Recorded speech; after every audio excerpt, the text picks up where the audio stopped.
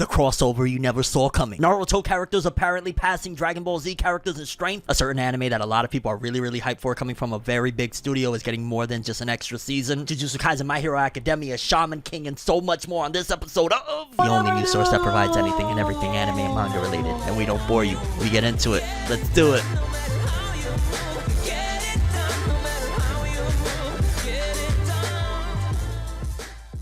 By the way, in case you missed it, it'd be a great time to subscribe and hit that bell so that way you're notified on all the latest and greatest in the anime and manga world. I keep you up to date, that way you don't gotta dig through and look for it. And off the rip, people, y'all know me. I love me some crossovers. In fact, almost every thumbnail of FORNEVERNEWS is a massive collage of a crossover if you think about it. Like, I literally try to put my favorite characters of every freaking anime and manga that I talk about in the thumbnail so that way we could represent a big crossover. And just in reality, crossovers are usually a good idea. I mean, we've had, stuff like the Avengers become some of the biggest things. The Justice League is a cool thing, although I prefer the JLU back when Bruce Timm and all of those guys was doing everything. But nevertheless, crossovers are really freaking awesome, and apparently a massive crossover, not even just within like authors of a genre or medium. Like, this is a huge crossover, probably I would argue one of the bigger crossovers I've seen. Like, in the past we've seen collaborations between Marvel and Jump and Shueisha and Kodansha. Like, we've had so many different things between the Attack on Titan crossover with Spider-Man, the Avengers versus Attack on Titan. Like, we've seen a lot of different crossovers between them, but what is being done right here is really awesome because, in case you don't know, that Doctor Strange movie that is coming out, yeah, they are putting a lot of marketing dollars. They are doing a lot of really cool stuff with it, and apparently they got some powerhouses over from Jump to do some massive collaboration crossover art for the upcoming Doctor Strange film. Because it says here, special promo illustration for Doctor Strange Multiverse of Madness opening May 4th, 2022 in Japan, which I believe it's out as of the recording of this video. Doctor Strange illustrations by, and for starters, it's Space Brothers creator Chuya Koyama. With Space Brothers, you may or may not have heard of it, but it's a pretty big deal. Then we got a very big powerhouse, Fairy Tail creator Hiromashima. Fairy Tail creator Hiromashima, he's been,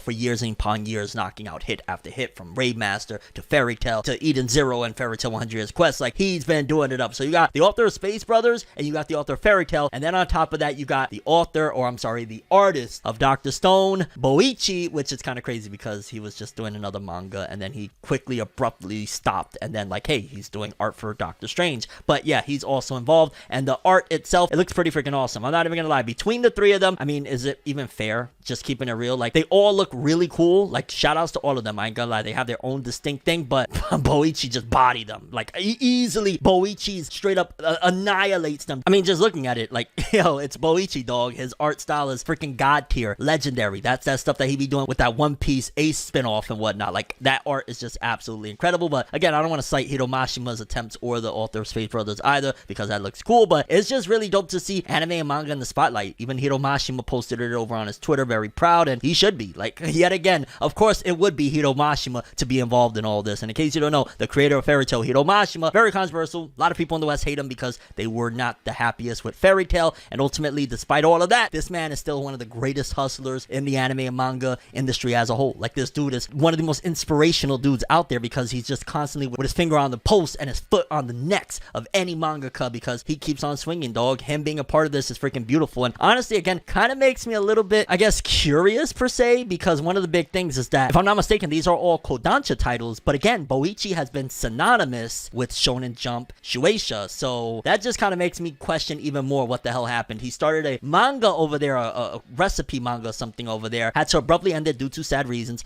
and he, was a part of this big Hiromashima, Boichi, and Space Brother author, and forgive me for saying it because it's just hard to remember, Chuya Koyama, but, them having him a part of this, that was probably a big opportunity. They were going to probably bring him in and make him like a big staple to, Kodansha, and the fact that this was probably already done before the cancellation, and this was probably done before whatever happened that made him walk away from his new manga and Kodansha following the wrapping up of Dr. Stone. But again, shout outs to this. This is a really cool collaboration. I love to see it. Crossovers always are awesome if they're done right, and this was just a cool little crossover, I guess you would say, or just collaboration in general of some really top-notch guys. Yo, so the awesome people down at Sterling Cartoons provided me the opportunity to talk to you guys again about the fantastic tale of Folklore by sponsoring this video, so let's jump into this bad boy. Because in case you haven't heard about the fantastic tale of Folklore, off rip, chapter 1, A Musical Beginning, starts off with basically introducing you to the world of these characters. You got the main characters, Chu, Neji Tama, and Don Kappa, and essentially essentially they're in this world where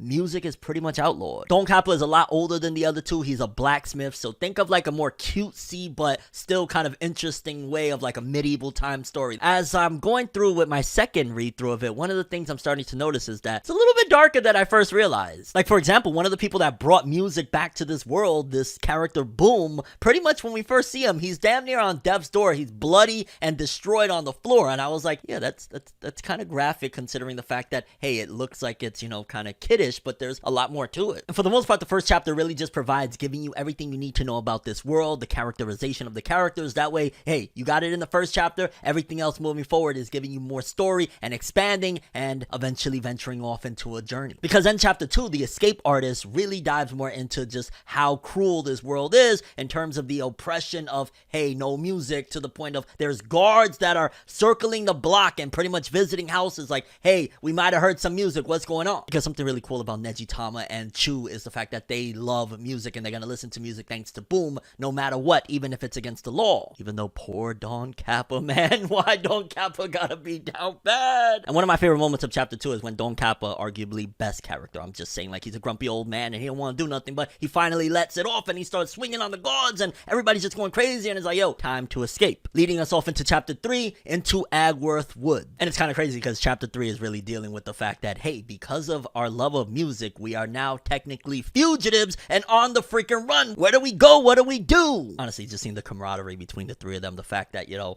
Don Kappa's really reluctant to even do any of this and he's kind of forced into the situation. Then you got Chu and Nejitama that are just optimistic, and one of them sometimes just doesn't quite get it. Nejitama can be a wild card at times. It's like, yo. But the best thing I really enjoyed from the first 3 chapters was the fact that the third chapter, despite the fact that they're fugitives and everything is all messed up and they finally got the truth of what this world really is and what's going on, it gives you these interesting, wacky character designs with a little bit of a dark tone just barely underneath it, but also making sure to provide a little bit of optimism as the journey goes on, so that way you're not in complete despair of like, yo, dog, we're fugitives, we can't do music, what? The Fantastic Tale of Folklore by Sterling Cartoons. Go check it out, link in the description below and the pinned top comment. The Fantastic Tale of Folklore, Volume 1.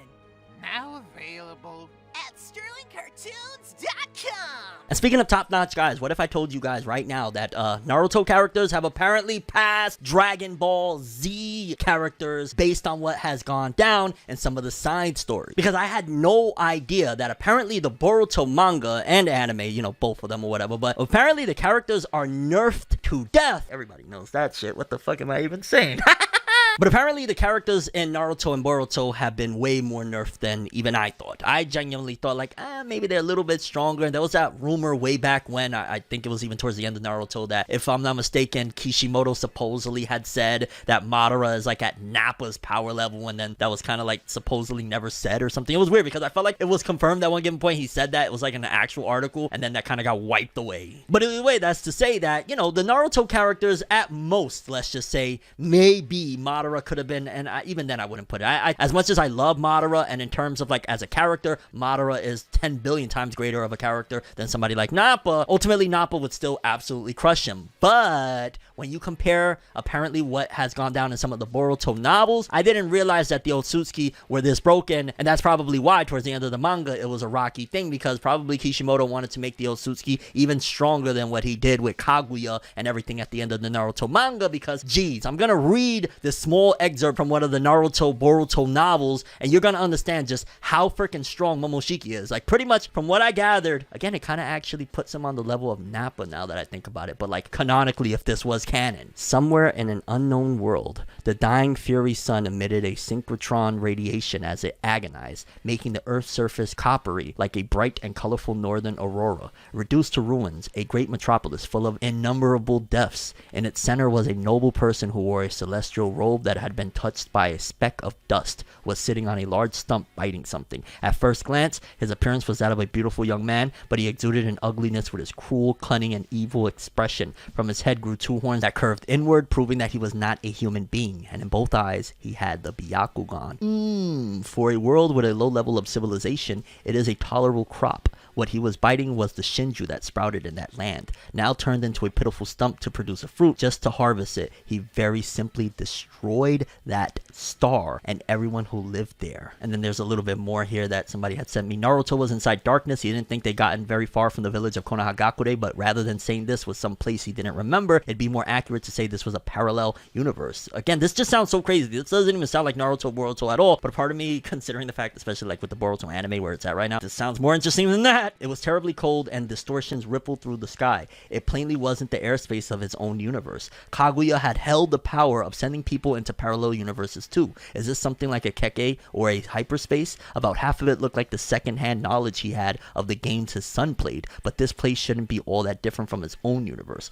Naruto's movements were hindered. And again, I believe this is all from like the Boruto Naruto the movie stuff, and this is how strong this dude was, that he was blowing up stars and Naruto was just kind of there like not able to do much, which technically Naruto really wasn't able to do much against a lot of people in Boruto, but yeah. And then we got this little piece of info from the person that provided all this. They said Momoshiki created a hyperspace that is pretty broken because a hyperspace is a space with more than 3 dimensions or a 4th dimensional feat. I don't like dimensional tiering, but 4D are characters that can move in time to the future or the past. It's ridiculously powerful. It's also time hacks resistance. Pretty much somebody like you watch from Bleach or Sinbad from Magi, like those are like god tier powers. Momoshiki felt like it, so he causes a supernova. This is a solar system feat. It's not that impressive compared to his other feats, but destroying a solar system casually isn't an easy task either. Essentially, if Momoshiki wanted to, and they were going by that power scaling, he could have blown up not only Konoha, but the entire ninja world. Just like that. And there's only his greed and his obsession with the Shinju that basically had him powering down. And like, obviously we know that for a fact. It was said he is weak against hand-to-hand jutsu. So yeah, like I can do big blast. Think Frieza, right? Frieza can do big blast. Well, Frieza, at the very least in the Frieza saga, could kick some ass. You know, I don't know about after that, but... And either way, wow! Honestly, that legitimately puts Naruto and Boruto characters at the very least, again, maybe Saiyan Saga, somewhere around there, if like you're able to blow up stars and shit like that. Like, that's what Vegeta did in that Arlian filler episode where he blew up a planet, and we've seen before, even in Dragon Ball now, like, think about it, Roshi blowing up the moon and stuff. Like, those are Dragon Ball-esque feats, and a part of me feels like maybe they shouldn't have gone into Naruto, Boruto, or, matter of fact, I feel like probably at some point they will go into Naruto and Boruto. Probably whatever next installment comes out to Boruto, yes. I know people are saying,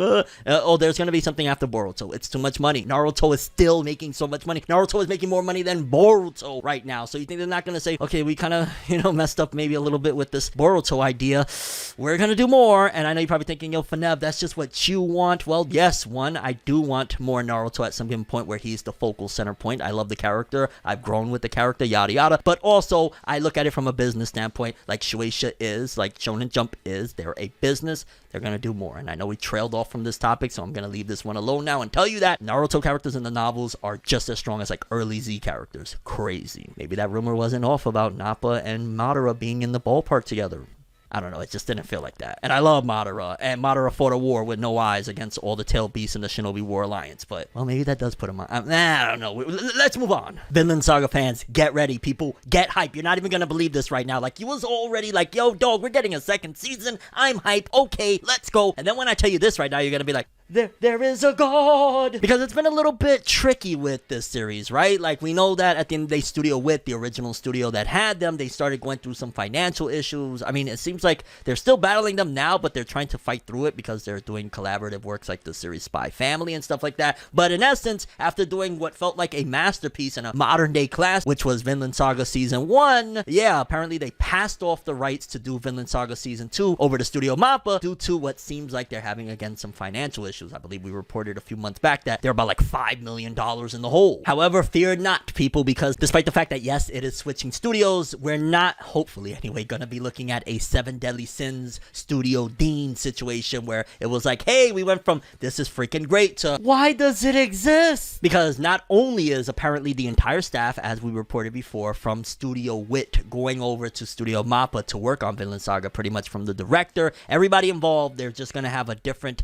roof over their head, but it's still going to be pretty much the same team. But there's also the criticism that a lot of fans say that apparently Vinland Saga, following the events of what happened in Season 1, at the very least in the manga, was pretty slow, and there's like some farm life, I guess, from what I hear and whatnot, and a lot of people aren't fans of it, and I think that that's what spurred on this decision, because apparently Vinland Saga will be receiving a third and possible fourth season in a way, and not in a bad way either. Let me explain. I want to be clear about this one. And it appears that this was leaked out in one of the latest issues of the magazine, that it it is published in, because it has like what looks like an older Thorfinn, I guess, on the cover. Spoiler alert. And based on some of the extra details we got, it says here, breaking news regarding season 2 of Vinland Saga. It's official, the new season will be produced by Studio Mappa. It was confirmed by the manga creator Yukimura and the anime director Yabuta on a Twitter space. And oh my god, well, it's not like I would have been able to really follow the conversation, but I remember I saw that Yukimura, the author, was on a Twitter space, I want to say maybe like yesterday, and I was like, ooh, I should check it out, but I was like, hey, I forgot, I don't really know how to understand fluent Japanese. The studio changed from WIT to Mappa, the staff will remain the same. They're working now on editing the trailer for season 2. Yukimura asked the director Yabuta to adapt the whole manga, not just season 2. Recording voices and editing are in progress. Last chapter of the manga was a joy to the readers. This will not last long though, as it's confirmed that the next chapter will show a lot of suffering and agony. Yay. But yes, people, from what it's sounding like, there's a huge possibility that all of Vinland Saga is going to get adapted, and I know that the manga is seemingly ongoing, but who knows, depending on how long it takes for them to adapt the anime, kind of like what happened with JoJo's, that it's given Araki a long enough time to, he even wrapped up a whole part 8, during the run of the JoJo's anime. Yeah, they could probably, as they keep on going, because it was, what, 2019 that Vinland Saga Season 1 came out, we might get Season 2 this year. Is it confirmed for this year? I'm not sure if it's confirmed for this year, but if we get Season 2 this year or next year, that's plenty of time in between seasons for them to keep on working on it, and at the same time for Yukimura to get done with his manga, so it could be a full-on faithful adaptation. And considering the trend for a lot of manga now is to end anyways and allow the anime to kind of be the primary source of like pushing it, they're probably gonna go that route. So I'm guessing you can expect an announcement. I'm going to throw in there maybe like within the next 3, 4, 5 years for Vinland Saga to end, which is still crazy amount of time from now. But yeah, they're doing like, you know, these 12 to 24s every 3 to 4 years. That's plenty of time for him to write more and write his story and finish it up the way he wants to. But still, nevertheless, a big win to hear that Vinland Saga, more than likely, as long as we support and show that we really love this stuff, it's gonna keep on going for a long time. Let's freaking go. Jujutsu Kaisen fans, I got some good news, especially if you're a fan of Jujutsu Kaisen 0, because in case you don't know, over here on FORNEVERNEWS, we've been reporting on all of the massive and significant updates when it comes to the Jujutsu Kaisen 0 film. It's been rising. I remember when we first started reporting, it was like the 80th biggest movie or something like that, and now it's climbed up yet again, surpassing another movie, because now Jujutsu Kaisen 0 has officially hit the 7th highest earning anime film. I believe it surpassed a Doraemon film, which is kind of wild, because Doraemon, if you know anything about it, is a huge title over there in Japan. But Jujutsu Kaisen yet again hitting number 7. It's honestly surreal. It's kind of crazy that, I'm gonna keep it real with you, just think about it for a second. Jujutsu Kaisen is one of the few that, in terms of sales and in terms of things like this, is still keeping hope for like newbies. Like One Piece is always gonna do One Piece. It's just One Piece, you know. It might decline a little bit, but it still has so many people that love it and care about it that it's still gonna, you know, it's gonna rock out. Jujutsu Kaisen, in terms of the newer generation, is really one of the only ones that is doing these numbers that is just constantly impressive and breaking records at this point. Like a lot of those record breaking things has slowly stopped for a lot of series. Demon Slayer ain't putting out nothing new. My Hero Academia is kind of wrapping it up. It's increasing still in sales, which is good, but it's not really, you know, bringing in, oh my god, it's the biggest thing in the world. Like even the film, it did pretty good, and it had a really outstanding, huge female fan base. But oh my god, I just thought of a crazy thing. Like imagine My Hero Academia had like some time skip and it was produced by like Disney and written by Disney. And the reason I had that thought is because I posted that poll over there on the community tab regarding what would y'all do if Shonen Jump was bought by Disney, and yikes. Oof. I don't even want to think about that, okay? I don't even want to think about it. But yeah, Jujutsu Kaisen, 7th biggest anime film. Let's go. Let's hit number 6. I don't know how much more this film can be in theaters, because realistically speaking, in Japan, it's been in theaters since Christmas Eve, and dog, we in May. Like, yo, as of the recording of this video, probably by the release, we're like the Cinco de Mayo. How we go from December 25th to Cinco de Mayo, and you still in theaters? Like, worldwide, it started coming out a little bit fairly recently, so that's not that big of a deal, but gosh darn it, yo. Jujutsu Kaisen 0, 7th biggest anime film, and I believe that's like of all time, if I'm not mistaken. I don't think that's just in like Japan. And while we're on the topic of anime films that are either successful or just in the ballpark or just in, hey, transition land, because we're going into the next story. One Piece film Red. Y'all know I've been giving you guys the updates and the goods. We already know a lot about this film. We know it's about to be primarily about Shanks somewhat. It's about to be about this little girl that is seemingly Shanks Shanks' daughter, so to speak. So we have a little bit of insight into where this is all going. We don't necessarily know when it takes place in the story. I'm imagining that it's probably going to take place maybe like right after Wano. Wherever they go, whatever happens after Wano, I'm going to guess that, which in fact, now that I think about it, makes me wonder if the film comes out in August, who knows? Maybe they might end Wano in the manga around August, which would be perfect. Like Wano ends, the movie comes out, you almost feel like you went from straight reading what happened in the manga to you're continuing the events with the movie. That's really genius. But I digress, because the update is not about any of that stuff. It's about One Piece Film Red anime revealing the design for Uta as a child. The official Twitter account for the upcoming One Piece Film Red anime film revealed a new design on Wednesday. I know, I just want to throw you off. It's Wednesday. I know. Showing the film's key character Uta as a child. Uta is Shanks' daughter, quote unquote. I still feel like the film is gonna pull some shit where it's like, he calls her his daughter, like he had, but and I hope not, because I think it would be really dope. And even if it kind of, conflicts somewhat that the manga never really mentioned it, there could be a very good reason why Shanks, a pirate that is wanted by the world government, is kind of gonna keep his seed a hush hush. You know what I'm saying? The film teased Uta as a new character and a new key visual, as seen in the right, in March, and the film will open in Japan August 6th. And it's her little design, but more importantly, imagine this, right? Imagine Wano wraps up. Let's just say if this movie comes out August 6th, Wano drops a chapter somewhere within the first week of August before that film, right? Boom, Shanks shows up at the end of Wano, reveals that he is evil somehow, and then it goes into this film and it's like, he was kind of a piece of crap, and that's why Uta didn't have her dad. That would be... wow. Goro Taniguchi, who did GOKU'S One Piece Defeat the Pirate Ganzaki special, is directing the film, and also returning is Tsutomu Kuroiwa, who did One Piece Film Gold, One Piece Heart of Gold, Gantz Zero live action, and Black Butler.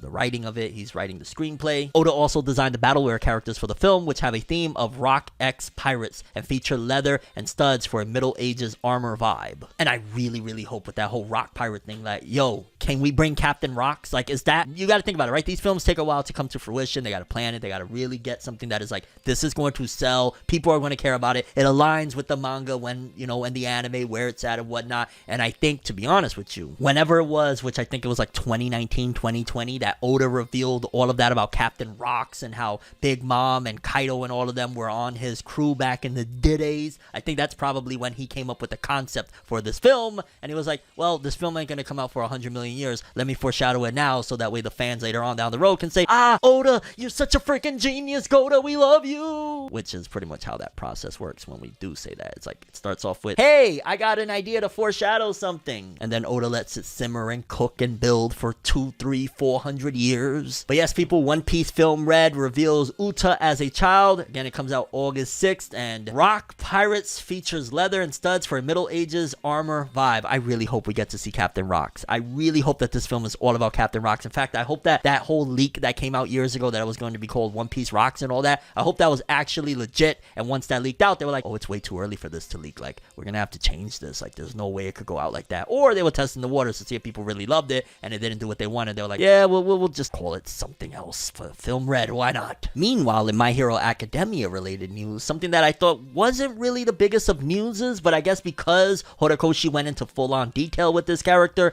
it is a big deal. Because in case you don't know, one of the big things about My Hero Academia, I'd argue whether or not it's a big thing, but either way, Invisible Girl in My Hero Academia, for the longest time, you never saw who she was because she was invisible. You never got to see her face. And I want to say it was maybe 3, 4, 5 months back now that we actually got a glimpse of what she looked like due to a certain scene in the manga. But for the most part, I felt like that was the big reveal. We get to see what she looks like. However, apparently, and I want to say this is probably from one of the latest volumes, if I'm not mistaken, My Hero Academia gave a full-on, Horikoshi gave a very detailed drawing of what she actually looks like in the manga. And I'll be honest with you, I like her design. I wish she wasn't invisible. And I don't know if Horikoshi's held on to this design for a long time and decided to use it now, or what's going on, but that is a really awesome design. Can she not be invisible anymore? I'm just saying. And then also he has Kirishima there, and Kirishima looks badass, and just shout outs to that. I love the extras. Like, sometimes these extras really are worth it in these volumes. Like, if that's an extra from 34, if I'm not mistaken, that is a really, really awesome extra and a really awesome tidbit. Even though, again, I feel like we saw Invisible Girl for the most part, although she kind of looked slightly different than this. Like, this is, again, really detailed. Shout outs to Invisible Girl. Here we are in 2022, and I just shouted out Invisible Girl.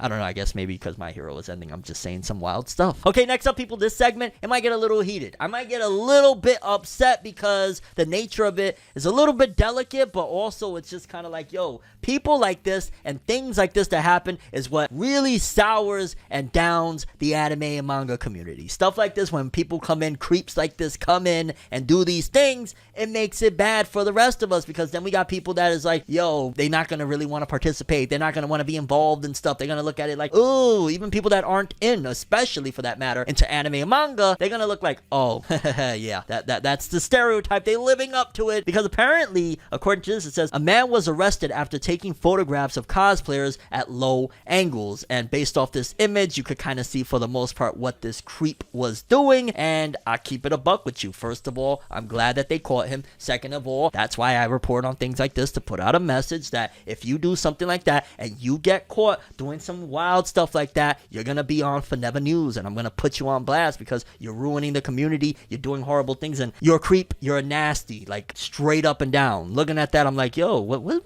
wrong with him, dog? And I think too, because I have family members, I got nieces, my daughter, you know what I'm saying? Like, you ever did something like that, you know, all bets are off. On top of that, I got a niece that likes to cosplay, dog. If something like that ever happened to my niece, I couldn't even tell you what would happen. I would just tell you that it'd be a bad situation. So I guess I wanted to kind of put this one on Front Street, that, hey, if you do things like this, you're going to be put on Front Street. You're not going to get the attention of like, oh, the recognition. We're just going to say, hey, look at this dirtball. Don't do that stuff, because you're going to get put on Front Street. Kind of holding people accountable for their actions. Think of it like ForneverWorld's Donkey of the Day. And the Baka of the Day for this episode is this bozo that was doing these disgusting and disturbing things like this. Again, PSA, don't do weirdo stuff. Enjoy the community in a healthy and normal fashion. Yeah, or else. And then jumping into the story, I'm not even gonna front. I want to walk something a little bit back. A little bit, just a little bit. I'm gonna walk a little bit of this back, because I did report on a story regarding some dude that he kind of went off the rails. Pretty much, he was like dating a hologram of Hatsune Miku, and the only way he could like communicate with the hologram was via this like app. It was really, really bizarre stuff. Just keeping it a buck. It's very, very strange stuff. And ultimately, he felt like he was destroyed because he couldn't talk to his wife no more. And I'm not even gonna lie, I did go in a little bit harsh with the jokes, and I let them fly. And ultimately, I'm not even gonna lie, while yes, there is a certain amount of holy cow, what is this dude doing? What's wrong with you? Still, nevertheless, I don't like to be disrespectful, and I don't like to bully or pick on people, because it came out a little bit of this guy's story, and I'm gonna read it to you so you can understand what led him to this decision to make, hey, I'm dating a 16-year-old hologram named Hatsune Miku, because I believe this is his Twitter account, and this could all be a troll, but this was blowing up. It says his name is Akihiko Kondo. My name is Akihiko Kondo. My job is a civil servant. I married Hatsune Miku, who lives in my house, about 15 years ago. I was bullied at work and took a leave of absence, but thanks to her, I was able to return to work. She saved me. I love Hatsune Miku. I am very happy. And while by no means am I gonna say, hey, yeah, this is totally like normal and stuff like that, because keeping it a buck, that's just like, whoa. Ultimately, I can sympathize at the very least. I can empathize with the person that he went through some really tough stuff. They probably really bullied him to whole hell, and this was his traumatic response. Is it something that I would do? Hell to the mother, no. But I kind of understand in terms of you being traumatized, in terms of you being,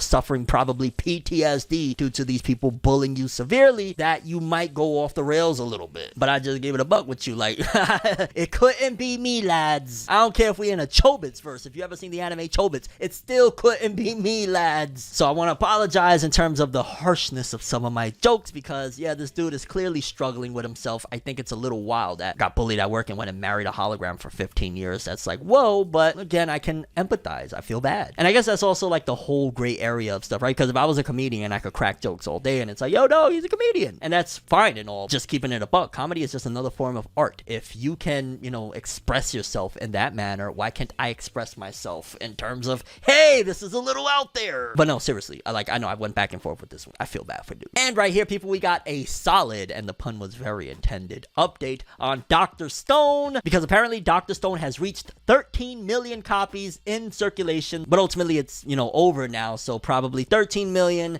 after, the last few few volumes come out and all the back stuff, it'll probably sit comfortably at 14 or 15 within the next year or two. And yeah, that's kind of the end of Dr. Stone. I don't know how much that anime is going to be able to push volume sales for it. I guess we'll have to wait and see, right? But it's still cool to get updates on it despite the fact that it ended. And yeah, 13 million for Dr. Stone, and the anime is still going. So, and actually, I take that back. It could raise as high as, I'm going to say 17 or 18, and then maybe 20 after a long period. It could get to 20 million. But again, that's a long period unless the anime just goes crazy and grabs a lot of people. Then in other related news, while Shaman King is getting a sequel anime based off the Shaman King Flowers manga, like, you know, the anime side of things, which, wow, hold up. Why is it that I'm starting to notice more and more the anime industry continues to, like, we're hearing all these flourishing things in a way, right? Like, there's just always a new movie announcement, a new anime announcement, a new spinoff. But when it comes to the manga, a lot of bad news. Could they have sacrificed the manga publishing industry in favor of the money they'd get from the anime licensing stuff? Because Shaman King's shoujo spinoff Shaman King and a Garden by Nuasawa Kyo, Take Hiroyuki, and Kusamura Jet will end today in the latest Nakayoshi issue, June 2022, and it only had 4 volumes, and that's probably because they decided to go off with the Shaman King Flowers anime sequel. They were like, no, we ain't gonna do this one, just end it. Or maybe that's exactly what they're gonna do after Shaman King Flowers. It's, oh, we got that completed 4-volume manga, let's make a movie out of that, or let's make a short anime, let's make 12 episodes, whatever. So that could be the possibility as well. Like, I'm starting to notice Netflix is having, now that they got JoJo under their thumb, like 50 freaking spin-offs and stuff is coming from JoJo's.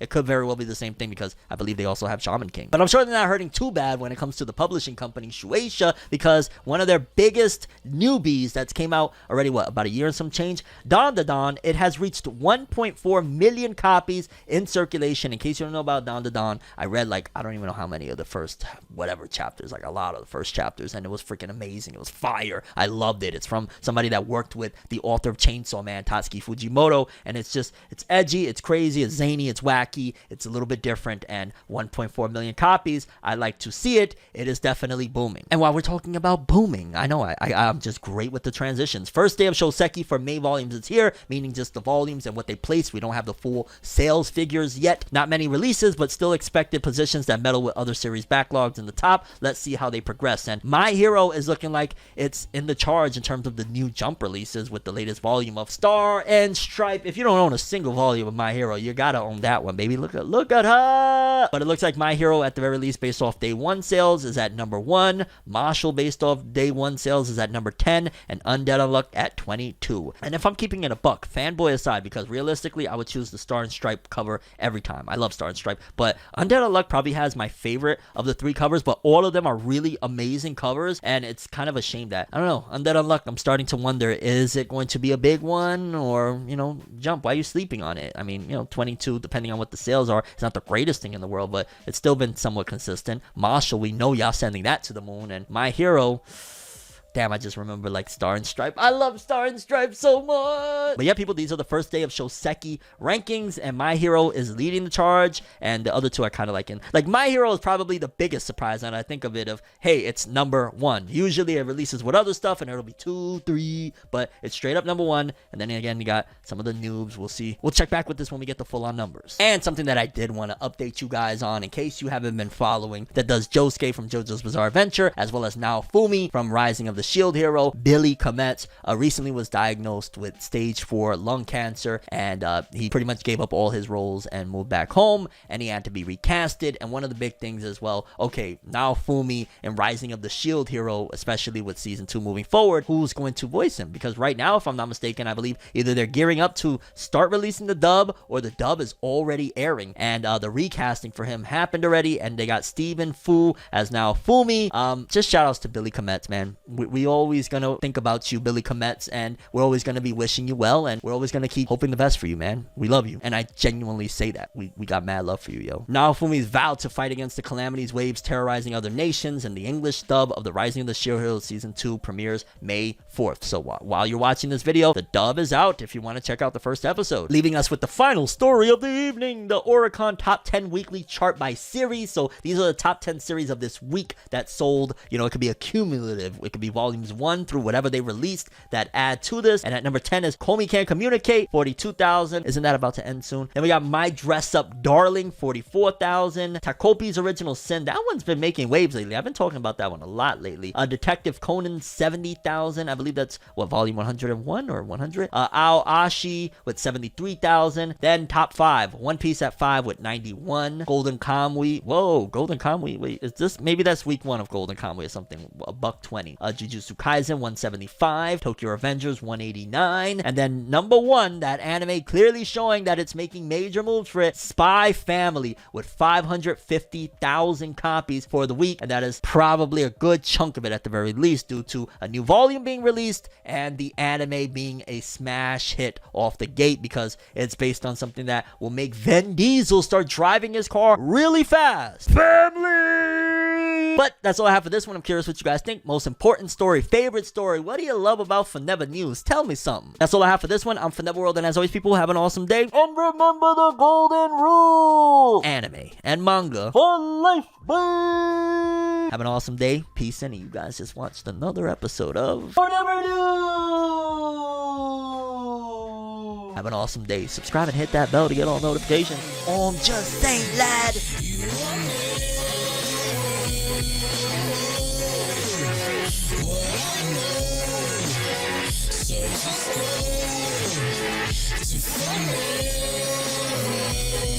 To